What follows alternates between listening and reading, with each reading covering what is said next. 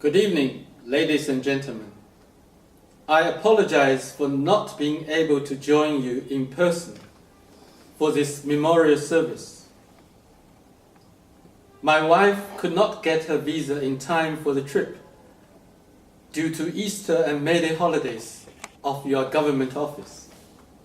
And I don't feel it's right to go on a major intercontinental trip without her company.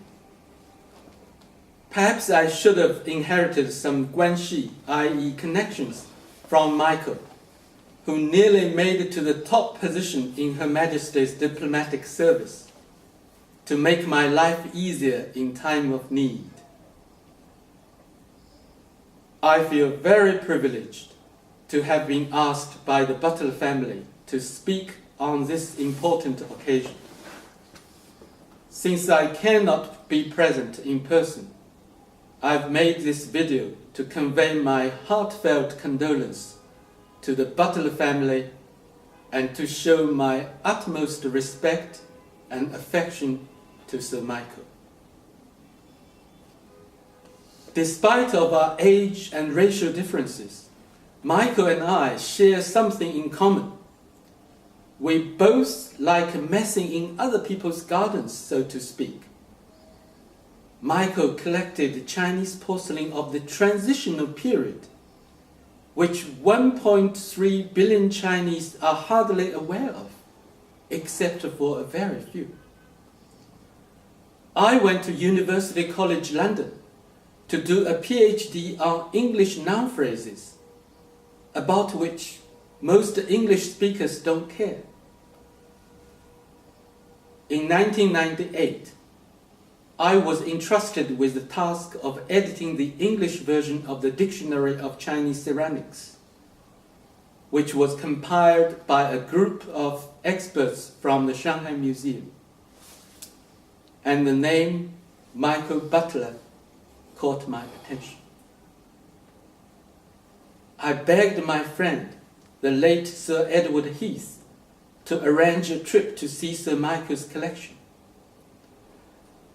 Michael and I clicked immediately after we met, and we spent hours discussing his collection. At this meeting, they both are famous Europhiles, but the former British Prime Minister's view on the European community became something of a secondary importance. This must have tested Sir Edward's patience. However, Sir Edward sat through the sessions, first after lunch and then after tea, without any complaint. On the way back, the legendarily grumpy old Ted remarked dryly, "I never knew porcelain was such a big deal." Later, Michael fondly recounted our first meeting in the introduction to several of his exhibition catalogues, and we became great friends for the last 15 years of his life. I used to stay at hotels around Cadogan Gardens when I came to London on business for quite a few years. When I stayed there, I would often go to Michael's flat just a few blocks away for a discussion over a salad and smoked salmon lunch. He enjoyed my explanation of the stories on his treasured pieces, and I was fascinated by his keen observations of technical details when he tried to authenticate a piece. Michael bought his first piece in his collection, a green teapot in Paris, in 1958. That was 2 years after my birth. During the period of almost my entire lifetime, Michael has single-handedly built the most significant collection of the 17th century Chinese porcelain. What's more, Michael is the true pioneer who brought the transitional wear to the world stage. Only after his several major exhibition tours in Europe, North America, and China has the reputation of the porcelain of this extremely innovative period begun to be restored.